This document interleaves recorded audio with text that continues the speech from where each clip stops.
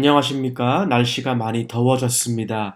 6월을 마무리하는 날에 하나님께서 주신 말씀으로 여러분께 인사드립니다. 오늘 말씀은 인류 역사의 주인 되신 예수 그리스도가 탄생하는 장면을 다룹니다. 성경 전체의 내용 가운데 가장 핵심이 되는 부분이겠죠. 그동안 많은 구약 선지자들의 예언, 메시아가 탄생할 것이라는 그 기대가 이루어지기 때문입니다. 그래서 누가복음은 예수님의 출생에 대해서 아주 자세하게 묘사하고 있습니다. 당시 유대 지역을 관할하고 있던 로마 제국이 행정 조직을 개편하고 또 세금을 징수하기 위해서 실시했던 인구 조사의 내용부터, 그래서 그 인구 조사에 참여해야 하니까 예수님의 아버지 어머니였던 요셉과 마리아가 고향 베들레헴으로 가는 장면, 그리고 마국간에서 출생하는 장면까지, 예수님은 참 초라하게 이 땅에 오셨습니다. 그래서 2장 7절을 보시면 여관에 있을 곳이 없었다라고 했는데, 이 말은 여관, 여인숙 주인이 그들을 들여보내길 꺼렸다라고 하는 의미일 수 있겠고, 또는 숙박업소가 호적 등록을 위해서 베들레헴으로 들어온 다른 사람들로 가득 차 있었다라고 하는 의미일 수도 있겠습니다. 어떤 의미이든 간에 이러한 상세한 묘사는 결국 마리아의 아들 예수님이 장차 감당해야 할 사람들에게서의 거절을 미리 예고하는 구절인 것이죠. 그래서 누가복음 9장 58절을 보시면 예수님이 이렇게 말씀하시지 않습니까? 여우도 굴이 있고 공중에 새도 집이 있으되 인자는 머리 둘 곳이 없도다 하시고, 예수님 인자는 머리 둘 곳 하나 없었습니다. 그래서 예수님은 어느 곳에서 출생하셨습니까? 초라한 구유, 가축들을 먹이는 여물통에 뉘었다는 것은 결국 마국간에서 출생하셨다는 말이겠죠. 당시의 여물통은요, 주로 바깥에 위치해 있었습니다. 이것은 예수님이 야외에서 출생하셨을 가능성도 있겠고, 그리고 어쩌면 당시에 주로 가난한 사람들이 가축들과 함께 생활했기 때문에 가난한 가정집에서 출생했을 것이라고 추측할 수도 있습니다. 구약의 수많은 선지자들이 예언했던 이 메시아, 초라한 가정집 혹은 추운 야외의 여물통에서 그분이 출생하기를 누가 알았겠습니까? 누가복음은 바로 그 분이 구주라고 말씀합니다. 지난 주일 우리 조영철 목사님께서 말씀하신 것처럼 로마 제국의 황제들은 이 구주, 롤드라고 하는 호칭을 대개 자신들의 것으로 여겼습니다. 그러나 이스라엘의 하나님은 오직 하나님 자신만이 구주이심을 선포하십니다. 나 곧 나는 여호와라. 나 외에 구원자가 없느니라.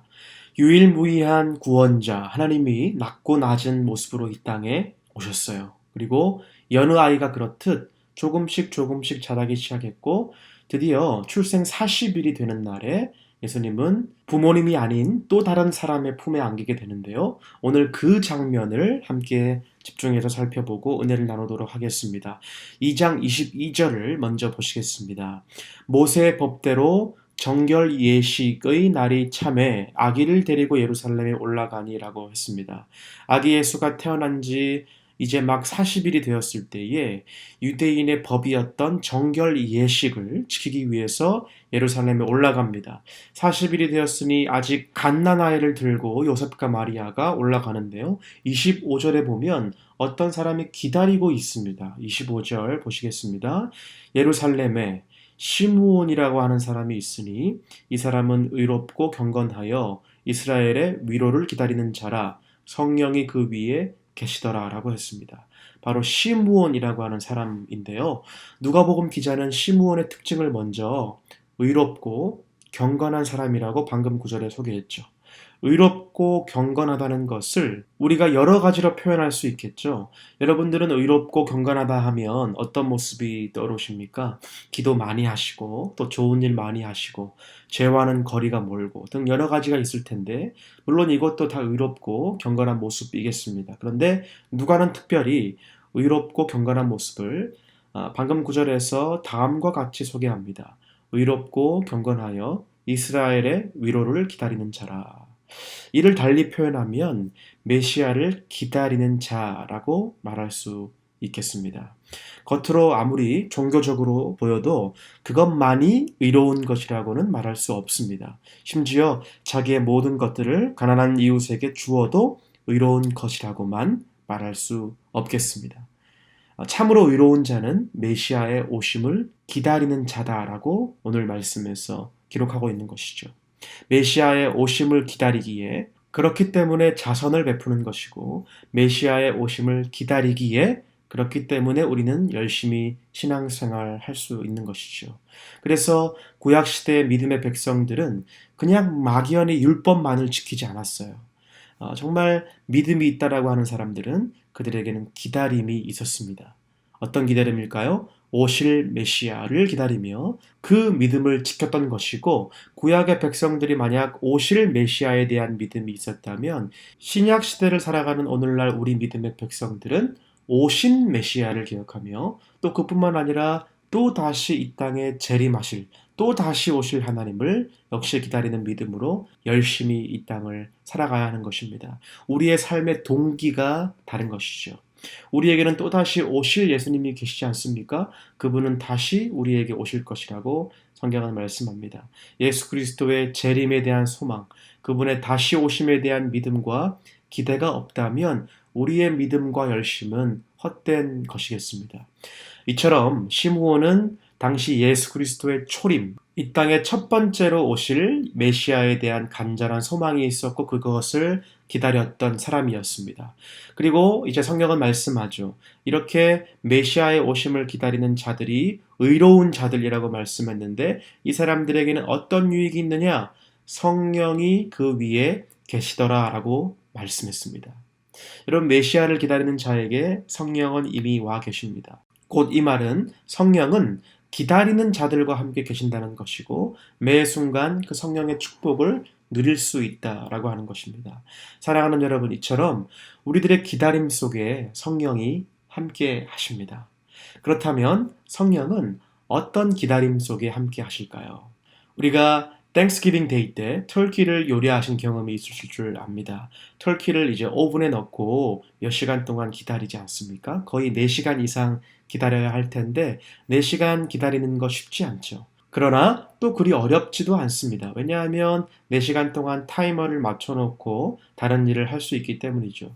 그런데 우리는 과연 이것을 온전한 기다림이라고 할 수 있을까요? 이것은 기다림, wait이라기보다는 spend라고 하는 단어가 더 어울릴 것 같습니다. 시간의 소비 혹은 시간의 지나감이라고 표현할 수 있겠죠.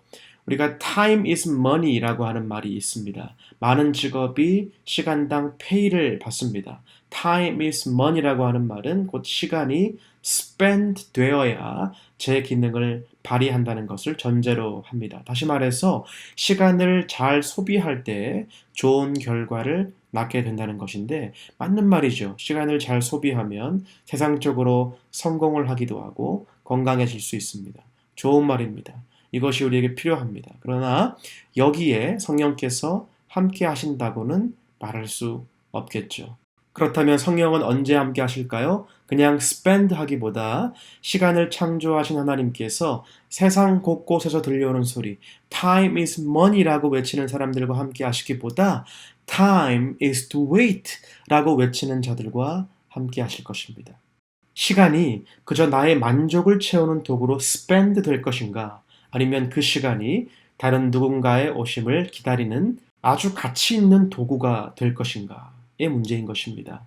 26절 말씀 보실까요? 그가 주의 그리스도를 보기 전에는 죽지 아니하리라 하는 성령의 지시를 받았더니 시므온에게요. 시간은 주님을 바라보는 도구가 된 것입니다. 이것이 진정한 기다림이죠.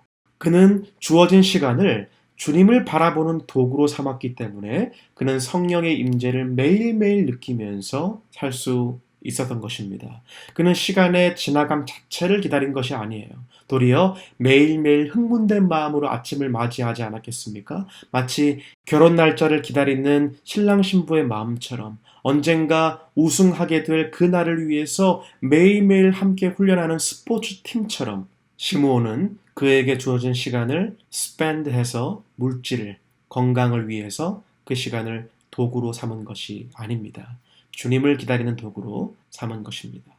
자, 그러다가 드디어 그의 소원이 이루어지게 되는데요. 27절과 28절 말씀 제가 읽겠습니다.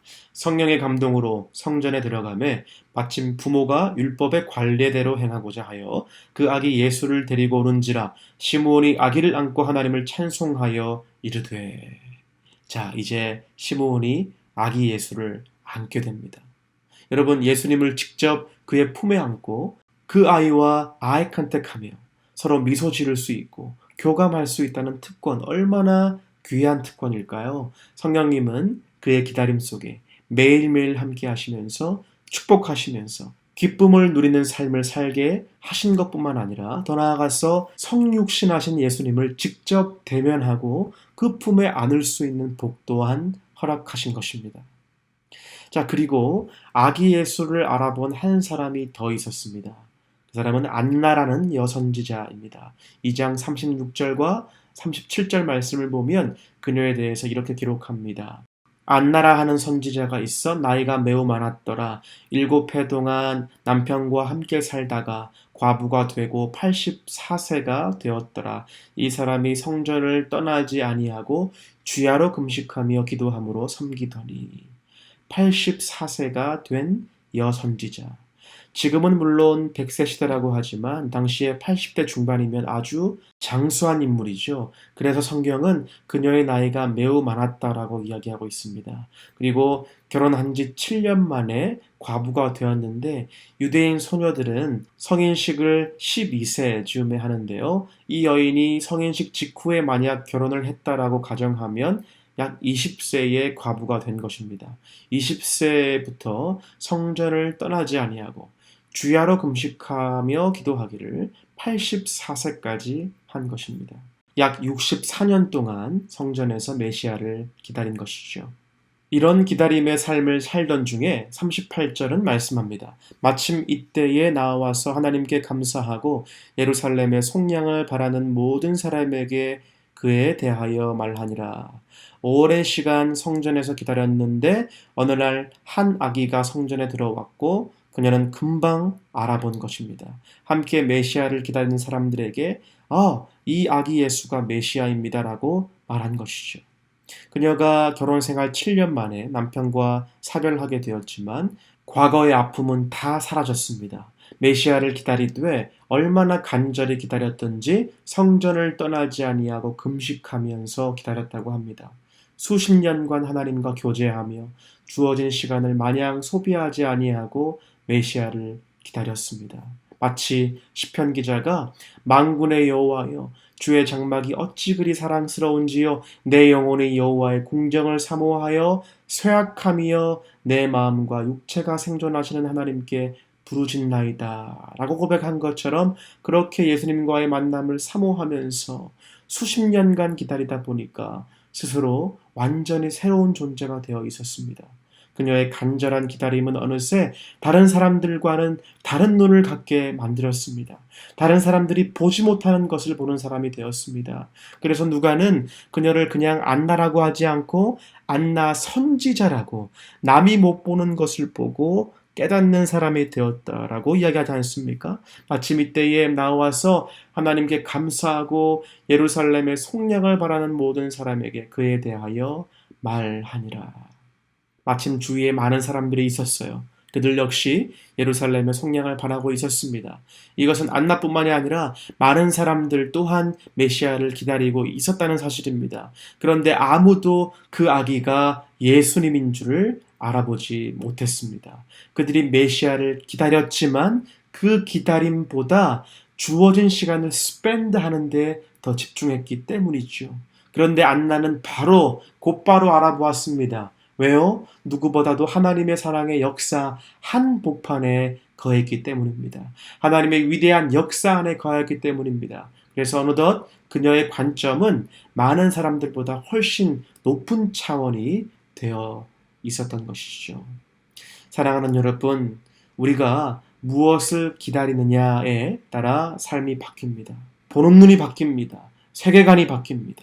여러분은 무엇을 기다리고 계십니까? 어린아이가 산타 할아버지를 기다리는 것, 군대에 있는 사람이 저녁 날짜를 카운트하며 기다리는 것, 신랑과 신부가 결혼 날짜를 기다리는 것보다 훨씬 귀한 기다림은요, 날마다 예수님과의 만남을 사모하며 기다리는 것입니다. 그 예수님은 이전에도 계셨고 오늘 우리의 삶의 현장에서도 우리를 날마다 기다리고 계십니다. 그리고 더 나아가서 우리가 이 생을 마감할 때에, 그때에 영화로우신 하나님 우편에 앉아 계신 그분을 직접 만나게 될 것입니다. 사랑하는 여러분, 우리도 높은 차원의 기다림, 그러한 삶을 사십시다.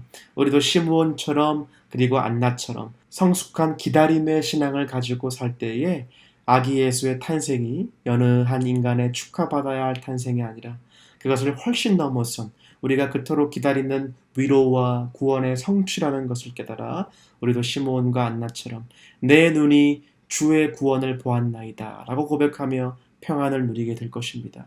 이것이 바로 시므온의 고백 아니겠습니까? 시므온이 그의 인생의 말년에 고백합니다. 주제여, 이제는 말씀하신 대로 종을 평안히 놓아 주시는도다. 내 눈이 주의 구원을 보았나이다 라고 고백했습니다. 그러한 평안 누리게 될 것입니다. 이러한 참 평안의 고백이 우리의 고백이 되기를 간절히 바랍니다. 기도하시겠습니다. 거룩하신 하나님, 시간을 창조하시고 온 인류 역사의 주인 되신 하나님께서 하나님의 은혜로 우리를 구원하시고 또 이 땅에 오신 그 하나님의 은혜를 감사를 드립니다. 그리고 그 주님을 기다리며 살게 하심도 또한 감사를 드립니다. 그 주님이 오셨기에 그리고 또 오실 것이기에 그리고 그 주님이 성령을 보내시어서 지금도 우리는 그분과 함께 만날 수 있기에 얼마나 감사한지요. 우리에게 주어진 이 한 시간 한 시간, 날마다 주어진 하루하루를 다른 것을 성취하는 도구로만 사용하지 않게 하시고 나의 만족을 성취하는 도구로 사용하지 않게 하셔서 그분을 저 천국에서 만날 그날을 고대하는 기다림, 그 기다림으로 그 기다림이 있기에 온전한 그리스도인으로 살아가는 저희들 다 되게 인도하여 주시옵소서. 감사드리며 살아계신 예수 그리스도 이름으로 기도드리옵나이다. 아멘.